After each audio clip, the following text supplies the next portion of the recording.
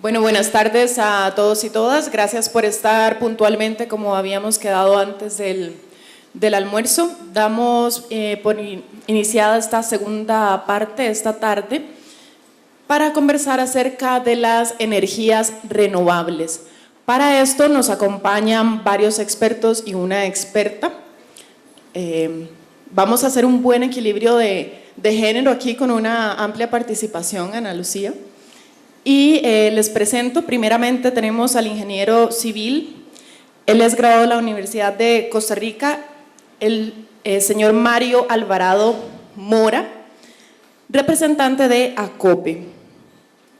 Él obtuvo un posgrado en Administración Pública, director ejecutivo de la Asociación Costarricense de Productores de Energía, ACOPE, por 20 años y contando. Además, ha participado en la negociación de los PPAs, revisión de legislación nacional y centroamericana sobre el sector eléctrico, análisis de modelos tarifarios, temas gremiales y sectoriales a nivel legislativo, ejecutivo e institucional. Es gerente de industria mecánica por 3 años, fue en CEMESA.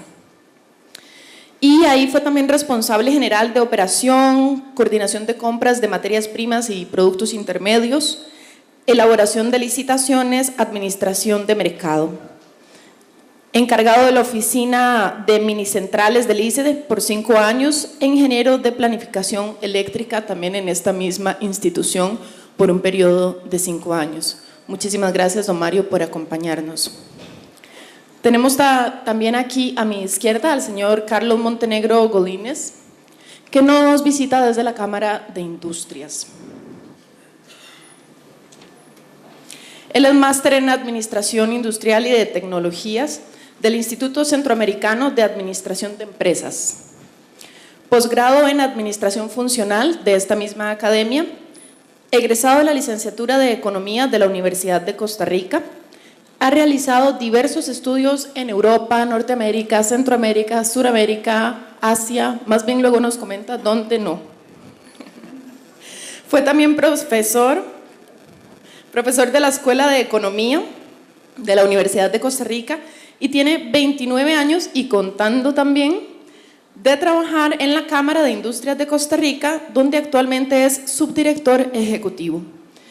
También es asesor de la Comisión de Energía, responsable del estudio y monitoreo del desempeño del sector eléctrico y de combustibles por su impacto en la competitividad de la industria, participa en las audiencias públicas de ARECEP y en distintos comités creados los últimos 12 años para desarrollar más que todo propuestas de ley del sector, así como proyectos para mejorar la competitividad de la industria.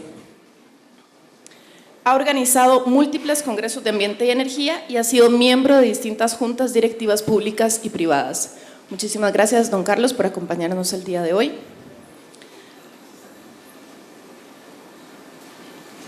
Tenemos también a don Roy Guzmán Ramírez, que nos visita de la Compañía Nacional de Fuerza y Luz. Ingeniero electricista con énfasis en potencia de la Universidad de Costa Rica. Ha realizado estudios de posgrado en investigación técnica en la Universidad de Comillas en Madrid, España, sistemas de potencia en la Universidad Autónoma de México y en gestión de empresas de distribución eléctrica en Estocolmo, Suecia. Labora para la Fuerza y Luz desde 1988 en diversas jefaturas de todo tipo, relacionadas a lo que es especificación, adquisición de bienes y servicios de mantenimiento, construcción de subestaciones y plantas hidroeléctricas, mantenimiento y construcción de redes de distribución y alumbrado público. Estuvo también a cargo del nuevo sistema de alimentación eléctrica de San José en 1993 y del sistema de distribución aérea y subterránea desde el 2008. También estuvo a cargo de la planificación del sistema de distribución y diseño de redes eléctricas de la Comisión Nacional de Fuerza y Luz y la gestión de tarifas y normas. Hoy día está a cargo de la Dirección de Estrategia y Desarrollo del Negocio. Es también profesor universitario y conferencista internacional. Don Miguel Víquez, del Instituto Costarricense de Electricidad, es gestor ambiental corporativo de esta institución, ingeniero agrónomo con énfasis en extensión rural sostenible de la Universidad Nacional, estudió competencias generales por la ADEN y la Universidad de California, labora con el ICE desde más de 15 años, coordinando estudios ambientales en etapas de preinversión. También se ha destacado como coordinador social del proyecto de caudales ambientales en las cuencas del río Reventazón y Savegre. Actualmente es el director del proceso de planificación ambiental y es gestor ambiental corporativo del negocio de electricidad del grupo ICE. La implementación del sistema de gestión ambiental del ICE es su entera responsabilidad. Ha sido expositor internacional y profesor en cursos especializados tanto de manejo ambiental como social y en proyectos hidroeléctricos de la región latinoamericana. Por último tenemos a Ana Lucía Alfaro Murillo, ingeniera química de la Universidad de Costa Rica, máster en Administración de Empresas del INCAE. Además, cuenta con un diplomado en Política Energética de Alemania y un posgrado en Desarrollo Sostenible del INCAE. Es consultora en materia de ambiente y energía para diferentes empresas y coordinó un proyecto de electrificación rural con fuentes renovables. Es asesora técnica del MINAE, lo fue en el periodo 2010-2014, donde dio seguimiento a varios proyectos y políticas en materia energética y relacionada a cambio climático. Fue también directora general de Transporte y Comercialización de Combustible en el año 2013 y actualmente funge como coordinadora para Costa Rica y Panamá en dos proyectos de cooperación alemana, el programa 4E y el programa de fomento en geotermia en Centroamérica. Muchísimas gracias a todos y todas por acompañarnos. Y bueno, para dar inicio a este conversatorio, vamos a plantearlo a modo de conversatorio con un límite de tiempo, tal vez en 2 minutos, podemos desde nuestras perspectivas, desde nuestra expertise, que es bastante variada, conversar un poco acerca de cuáles son los principales retos que enfrenta Costa Rica de cara a un cambio en la matriz energética hacia un modelo más renovable. Pero vamos a considerar 3 puntos en esta conversación. Primero, el cambio climático y cómo el cambio climático afecta de manera positiva o negativa las fuentes energéticas que utilizamos actualmente o cómo estas fuentes inciden sobre el cambio climático. Número 2, los problemas de ordenamiento territorial. Sabemos que las ciudades intermedias, las ciudades de tamaño mediano, como bien lo indicó el Estado de la Nación, están replicando los mismos errores que sufrió, por ejemplo, la GAM, el Gran Área Metropolitana. El tipo de ordenamiento, el tipo de urbe, la concentración, etcétera. ¿Cómo incide esto en la matriz energética o qué efectos podría tener la matriz energética sobre este modelo territorial? Y tercero, la lucha por los recursos naturales. Por ejemplo, la relación entre la matriz energética, su uso y lo que es el agua, el territorio o inclusive la biomasa para la alimentación. ¿Quién gusta comenzar?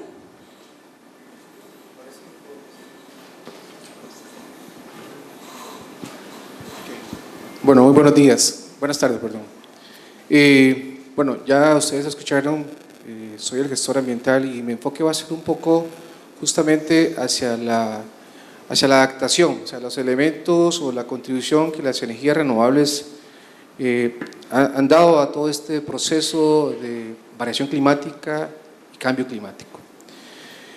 Nuestra matriz eléctrica es una matriz bien diversificada, pienso yo. Desde los 90 siempre fue una matriz hidrotérmica.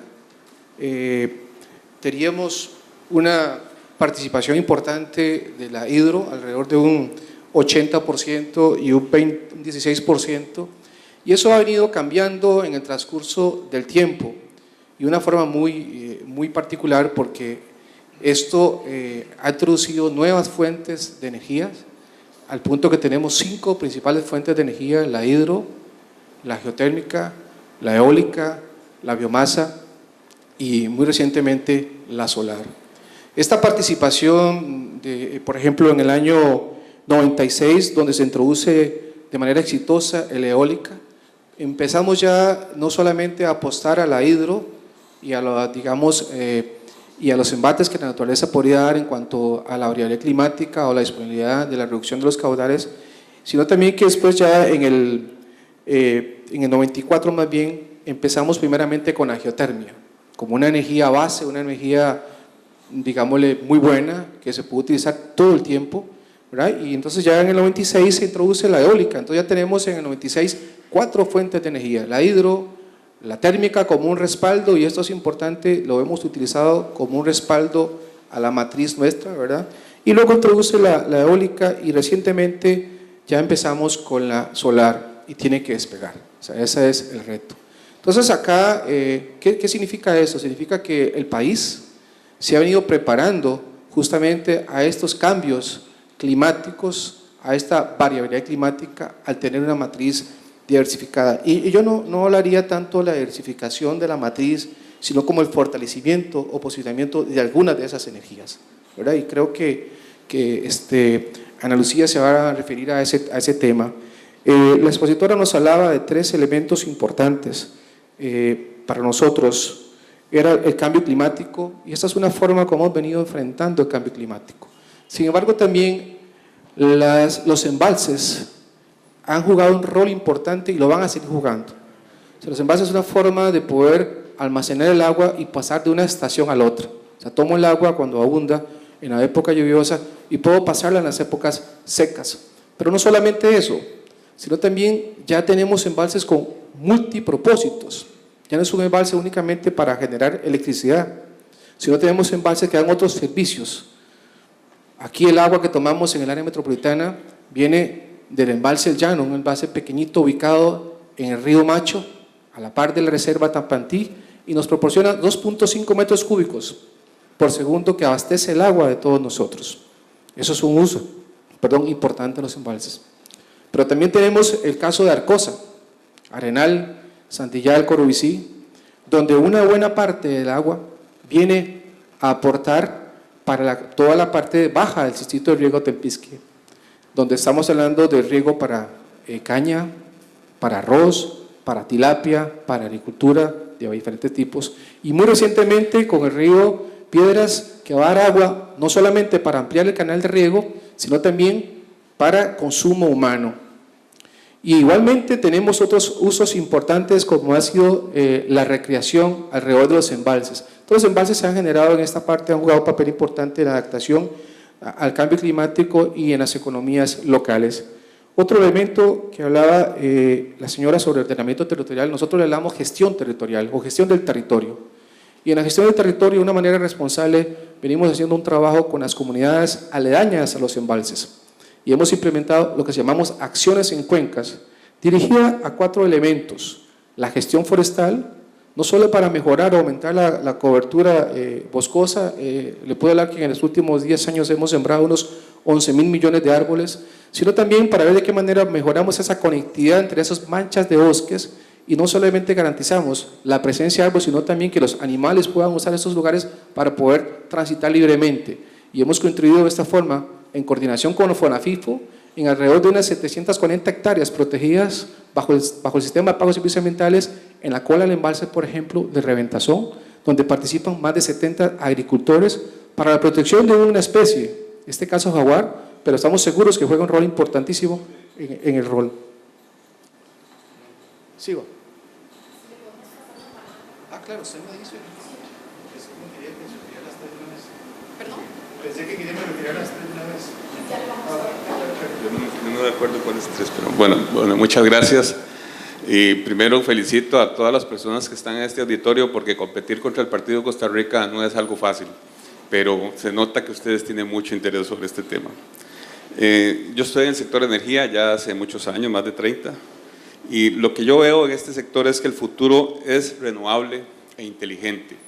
Y me refiero a renovable de la participación tan intensa que a nivel mundial empiezan a tener las energías renovables, especialmente hoy día la energía eólica y la energía solar. Y en Costa Rica, en eólica hemos hecho un esfuerzo, pero en solar nos falta mucho. Estamos debiendo en ese expediente y creo que hay tarea pendiente. Y es inteligente, y no lo digo de forma peyorativa, yo creo que es inteligente porque esto cambia, el advenimiento de estas energías alternativas cambia la relación que hay entre los productores y los consumidores y le da un papel preponderante a los consumidores porque algunos de ellos van a poder a través de sus propias energías instaladas en sus casas, en sus fábricas, en sus edificios, en sus comercios, autoatenderse y eventualmente entregar energía a la red de una forma inteligente. Y esta parte inteligente significa software y desarrollo especializado para que haya equilibrio y el consumidor se convierta en una parte importante de la ecuación del sector eléctrico. Y ese es el futuro, y este futuro también está aderezado con la llegada de otro componente muy importante en esta ecuación, y es lo que se llama las baterías. Esto en el mundo tiene una enorme revolución, y tanto la energía solar como las baterías o acumuladores vienen disminuyendo su precio de una forma muy grande, y esto está cambiando la forma en que se hace la energía, en que se administra la energía, en que se produce, en que participan los diferentes actores. Entonces, ahí yo creo que tenemos que estar muy alerta a nivel del país de que esto es una realidad mundial, que esto es una revolución energética y que nosotros que hemos tenido ya una gran participación en energías renovables a nivel tradicional, también tenemos que adaptar este expediente. Pero todo esto significa poco si no le podemos dar una respuesta a los usuarios a nivel de tarifa eléctrica. Este país ha hecho un gran trabajo en varias áreas. En el área de atención de la cobertura, tenemos más del 99% cubierto. En el área de diversificación de la matriz, pero tenemos deudas en la parte del costo de la energía.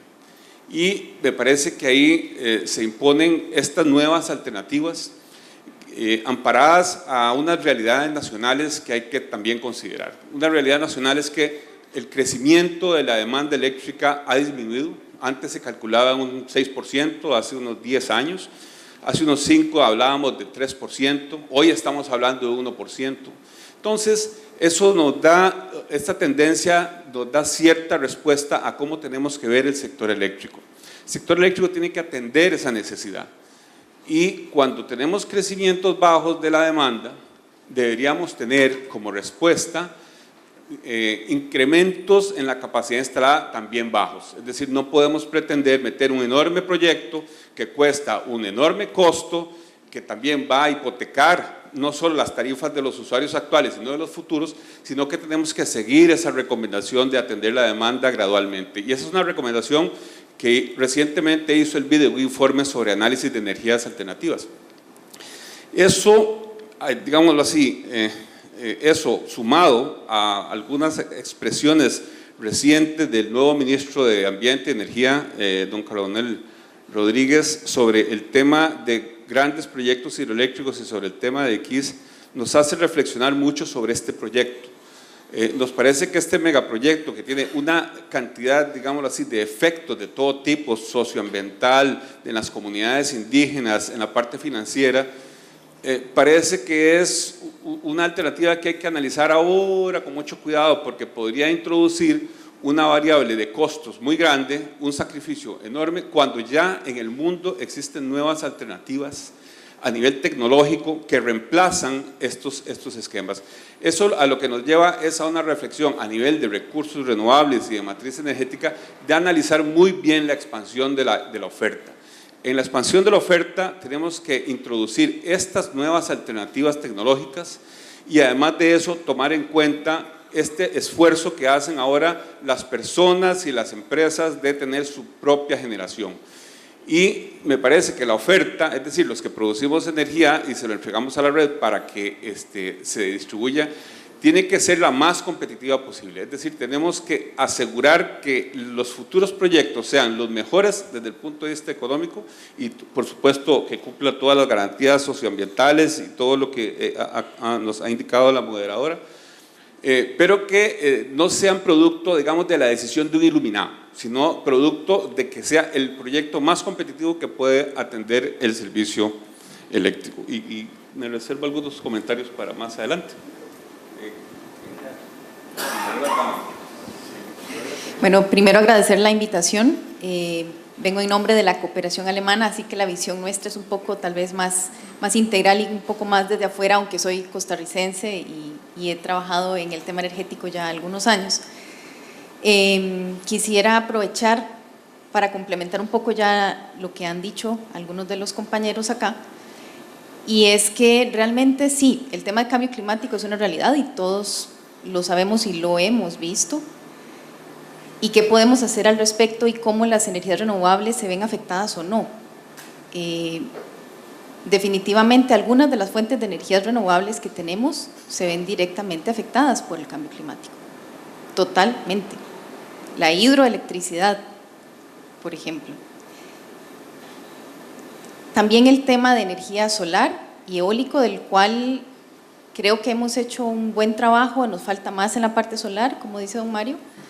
Sin embargo, estas son energías renovables variables y ese es un tema tal vez un poco técnico, pero que es importante de mencionar.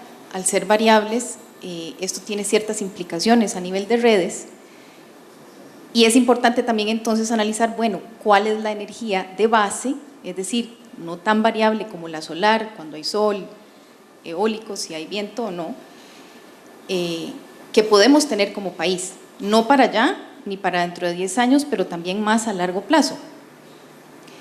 Aquí entra y ha entrado por mucho tiempo la hidroelectricidad y ha sido una de nuestras estrellas, digamos, a nivel de matriz eléctrica y seguirá haciéndolo.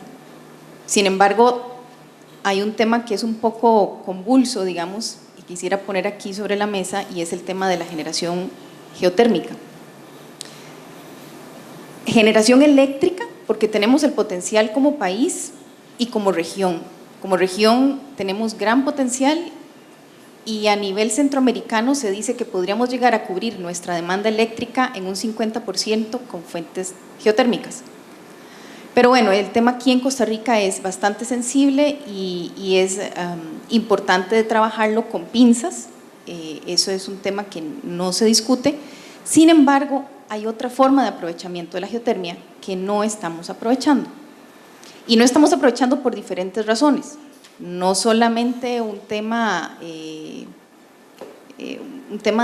desconocimiento, sino también temas en la falta o en la no existencia de marco regulatorio que lo permita aprovechar, entre otras cosas. Y me refiero a la geotermia de uso directo. La geotermia de uso directo es el aprovechar el calor de la tierra que no requiere de grandes profundidades de perforación para aprovechar ese calor para usos, por ejemplo, agroindustriales. Hay ciertas zonas en nuestro país que no están en zonas protegidas o en parques nacionales y que tienen cierto calor y están ahí y es calor disponible y eso es energía. Y aunque no es energía para generación eléctrica, sigue siendo energía y puede sumar, ¿verdad? Hay otros países en otras partes del mundo y me atrevo a decir que México también, ya acercándonos un poquito a nuestras latitudes, que ha empezado a trabajar el tema con mayor empeño y están generando resultados interesantes, en donde vinculan a las comunidades y en donde generan oportunidades a nivel de economías locales. Entonces, es una oportunidad muy interesante que quisiera explorar más adelante con un poquito más de tiempo, pero quisiera hacer el aporte en este tema en particular. Gracias, Ana Lucía, pero tal vez antes de quitarle la palabra, ¿nos puede explicar un poquito más en qué consisten estas fuentes directas de calor que bueno, no aplican para la electricidad, pero podrían aplicar entonces ¿para qué? Perfecto. ¿Para qué se usa actualmente? Por ejemplo, en México se está utilizando el calor de la tierra, mediante un cierto tipo de tecnología es aprovechado para secar frutas, por ejemplo. O en la construcción de algunos edificios, el intercambio calórico con la tierra permite, en el caso de los países nórdicos que requieren de calefacción, pues el tema de calefacción, pero en los países como los nuestros, el tema de aprovechamiento para aire acondicionado, con bombas de calor. Entonces, bueno, si nos ponemos a analizar nuestra factura de consumo eléctrico en un edificio, si pudiéramos realmente aprovechar ese calor de la tierra mediante tecnología para tener aire acondicionado, creo que muchos estaríamos muy felices de eso. Otro tipo de aprovechamientos, por ejemplo, en la reproducción de peces, la estabilización de temperatura de agua para alevines, ese es un tema que se ha desarrollado en varios lugares, pero principalmente secado a nivel agroindustrial, ¿verdad? Y el tema de calefacción o aire acondicionado, dependiendo de la latitud en la que se encuentre el proyecto. A modo de ejemplo, pero puedo dar algunos más puntuales. Muchísimas gracias. Tal vez si nos sobra un poquito más de tiempo al final, retomamos el tema. Ahora me gustaría escuchar la visión desde el sector industrial. ¿Qué tienen que decirlo, don Carlos? Sí, muy buenas tardes y muchas gracias por la invitación. Desde la óptica industrial, desde hace varios años en la Cámara de Industrias se preparó con el apoyo de la GIZ una estrategia industrial ante el cambio climático, pues divulgando información y haciendo conciencia en las empresas de la necesidad de prepararse, porque pues, las industrias y las empresas instaladas en el país tienen que ser sostenibles en el tiempo y por supuesto eso implica la relación con el medio ambiente.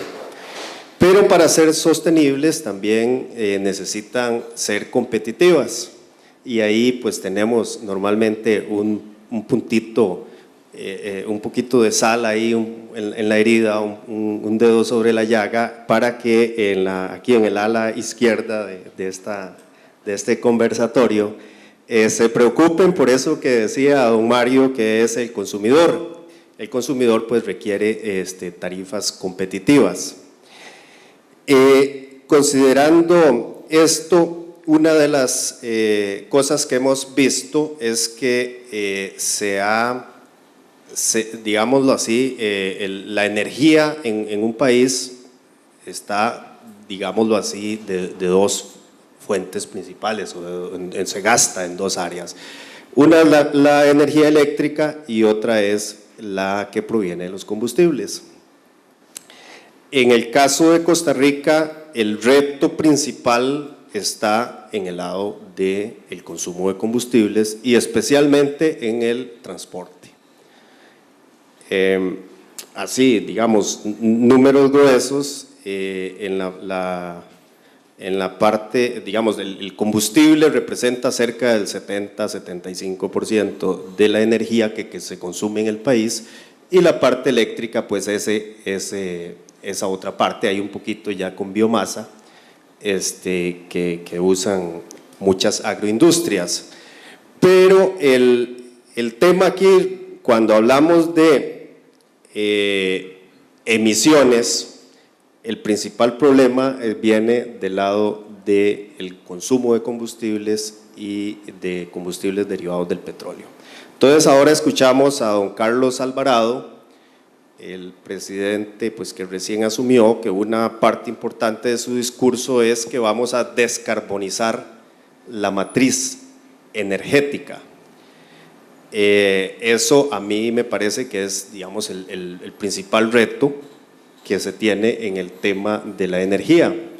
Y a esto creo yo, le contribuye coyunturalmente un cambio tecnológico, lo que comentaba don Mario, una disrupción tecnológica en el sector de energía. ¿Qué tan rápido nos va a afectar? Bueno, eso está un poquito por verse. Hay algunos expertos que están, digamos, que nos dicen eso no es entre 20 años ni entre 50 años, eso es ya. Y si lo vemos desde la perspectiva de el costo de energía solar, en México, por ejemplo, acaban de hacer licitaciones donde consiguen costos de energía solar de 1.7 centavos el kilovatio hora. En Estados Unidos han hecho licitaciones donde consiguen costos de 3.06, considerando el costo de la producción de la energía solar y el costo de la batería que se requiere para almacenarla. Entonces, ese costo, 3 centavos, 3.06 centavos el kilovatio hora, para tener una idea con respecto a lo que está pasando en Costa Rica, en el último plan de expansión que consulté, que desarrolla el ICE para el país, el costo de referencia de 15 proyectos era de 14 y restos centavos de dólar el kilovatio hora. Entonces, son muy lindas las energías renovables que hemos venido incorporando a la matriz. La hidroeléctrica difiere un poco de que todavía, digamos que nuestro enfoque ha estado muy en lo hidroeléctrico, de la parte puramente eléctrica ha representado más de un 70%, o representa todavía más de un 70% lo que es la generación con hidro. Si lo vemos esto respecto al cambio climático, eso es un gran riesgo, digámoslo así. Los consumidores no pueden estar seguros de que el país tiene resuelto el problema porque tiene muchas plantas hidroeléctricas. Y les doy un dato muy puntual, también en el último plan de expansión que consulté, que es creo 2016-2030, la demanda máxima de Costa Rica de potencia es de 1.670 megavatios. O sea, hay un momento, 15 minutos durante un día, por ahí en el mes de abril, donde todo el mundo consumió lo más que podía consumir, y sumado todo eso llegamos a consumir o a necesitar 1.674 megas de potencia. Pero el país tiene instalado más de 3.400 megas de potencia. Eso yo lo pongo en estos términos. Si una empresa de buses tiene que atender una línea donde en hora pico necesita 10 buses para atender el momento de máxima demanda, entonces esa empresa invierte en 10 buses, porque en ese momento a las 5 de la tarde, cuando todo el mundo necesita el bus, tiene que poner a operar 10 buses. Puede ser que en otras horas necesita solo 5, en otras solo 3, pero en la hora pico necesita 10. Bueno, en el sector eléctrico nuestro, en ese momento pico en el año necesitamos 1.674 megas.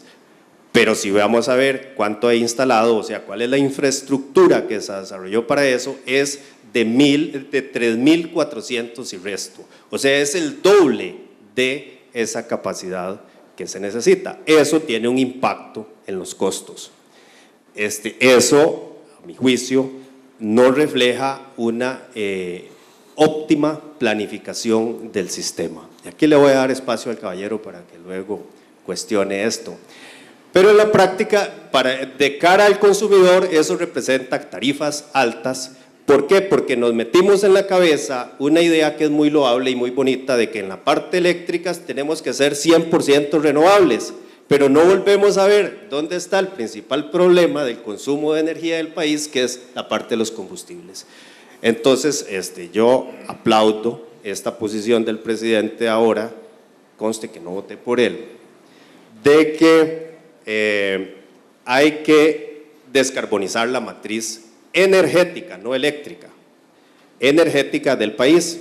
Y bueno, ahí al rato y ahí surge una gran oportunidad para que podamos empezar a usar vehículos eléctricos. Ya el reglamento, que duró como unos cuantos meses para salir, ya salió, y entonces empecemos efectivamente a sustituir los vehículos de combustión por vehículos eléctricos y a sustituir lo que es transporte público por vehículos eléctricos. Ahí, bueno, hay diferentes visiones sobre el futuro don Franklin Chan está con la idea de que podemos usar vehículos eléctricos, pero que usan hidrógeno, y que eso es una gran alternativa, renovable, ambientalmente amigable y demás. Y bueno, otros dicen no, es el vehículo de batería, o sea, el 100% eléctrico, que tenemos vehículos ya de 250 kilómetros de independencia con una batería que se carga en 30 minutos.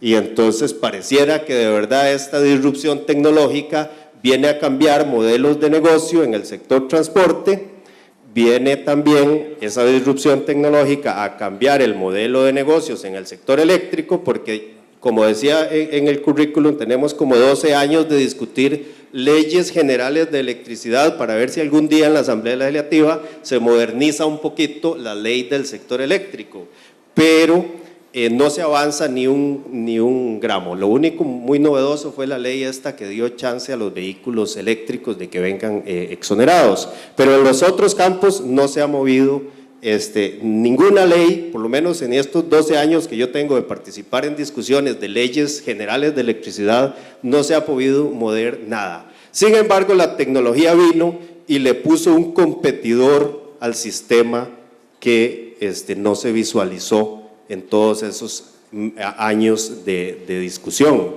Y es que ahora cualquier consumidor se convierte en un competidor del sistema eléctrico. Cualquier consumidor instala en su techo unos paneles solares y instala unas baterías y podrá decirle al ICE o a la compañía, está bien, me voy a conectar, pero solo el día que necesite voy a comprarle electricidad, porque yo puedo generar la electricidad que yo consumo en forma renovable y sin tener que pedirle permiso a nadie. Vamos a dejar ese tema de generación distribuida para más adelante. Démosle la palabra a don Roy. Don Roy, a mí me gustaría que de lo que mencionaba don Carlos, usted nos pudiera explicar si esa diferencia entre los 1.674 megas de potencia como pico máximo y esos 3.000 que se producen a nivel nacional pueden también solventar el problema que tenemos a nivel de transporte. ¿O cuáles son, si hay alguna ventaja competitiva que esta diferencia de demanda y de oferta le ofrece al país? Sí, muchas gracias a todos por estar acá. Nos avisan si hay gol, nada más.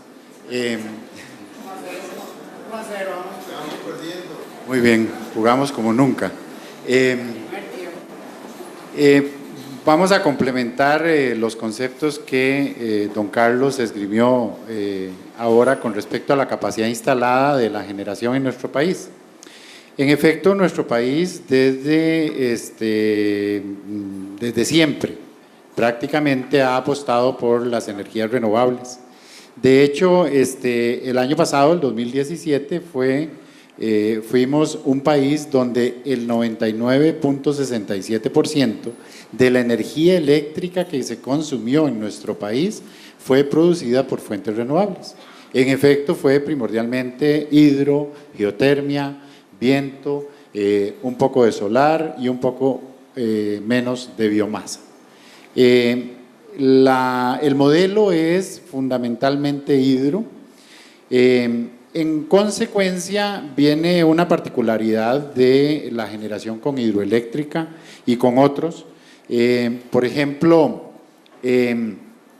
para usar el mismo ejemplo que utilizó don Carlos, esta empresa que compró los buses, pues resulta que solo puede utilizar la mitad del bus cuando es generación hidro.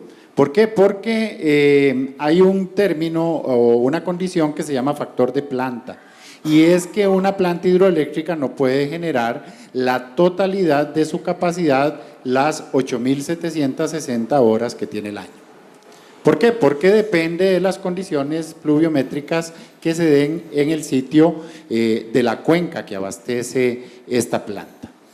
Entonces, tienen un factor de planta que es como se conoce el término de cercano a un 50%. Un 50% es muy bueno para una planta hidro. Un panel solar, por ejemplo, una planta solar, el factor de planta anda entre el 16 y el 20%. O sea, entre el 16 y el 20% de la capacidad. Si yo tengo 100 kilowatts instalados, es como si tuviera 16 kilowatts instalados durante todo el año, las 8.760 horas del año, teniendo sol todas esas horas. Por eso es que se maneja el tema de que tenemos que tener una capacidad mayor que la capacidad o el consumo que tenemos, porque el factor de planta no nos permite todo el año tener disponible la totalidad de la capacidad. La que tiene un factor de planta más alto es la geotérmica, pero la geotérmica no es tan alta la participación en la matriz, aunque es bastante fuerte hoy en día. Entonces, aclarado ese tema del factor de planta, se aclara por qué la capacidad o el dimensionamiento de la generación en nuestro país. Hay un tema que lo tocaron ambos sobre el tema de la disrupción tecnológica que significan la entrada de, por ejemplo, un elemento nuevo que antes no estaba en el mercado eléctrico, que es el productor consumidor, que es aquella persona o aquella empresa que instala sus paneles solares y permite generar su propia energía. Digamos que adicionando a lo que apuntaba don Carlos, no solamente se aprobó el año pasado, este año, el reglamento y la ley, el reglamento para vehículos eléctricos, sino también, recordemos que salió el reglamento para generación distribuida para autoconsumo en el 2016, que es lo que regula esta participación de los productores consumidores en el sistema eléctrico. Don Roy, y a todos, para hacer un cierre, me gustaría hacer una frase, me pueden decir una oportunidad para Costa Rica, en una sola frase. Podemos comenzar con Ana Lucía. Me agarró en frío, pero bueno, diría que como país hemos sido muy visionarios en muchísimos temas y quisiera instar a la mayor discusión sobre un tema en el que también podríamos ser pioneros a nivel regional, y es el tema del aprovechamiento de la geotermia de uso directo como una alternativa interesante. Para mí la oportunidad para Costa Rica es aprovechar la tecnología. La tecnología ha sido desarrollada, Costa Rica tiene el potencial, estamos sentados en una mina de recursos renovables, la oportunidad está en aprovechar la tecnología, pero tenemos que ganarle la partida a la dificultad de ponernos de acuerdo, de hacer ajustes normativos, de cambiar leyes, de darle más oportunidad al sector productivo, a los consumidores en este esfuerzo. Porque de lo contrario, y cojo unos segundos más, de lo contrario nos puede pasar como le pasó a Kodak, que inventó la cámara, esta cámara digital, y se quedó en los filmes y el celuloide y cayó en bancarrota. O como le pasó a Lice con el expediente de telefonía internacional, que andaba persiguiendo a los que hacían callback, y llegó internet y llegó WhatsApp y Skype, y eso es historia. Y nada más para finalizar, la nueva presidenta del ICE está indicando que hay que reinventar el sector eléctrico y los negocios en el sector eléctrico. Hay que ayudarle a la presidenta ejecutiva.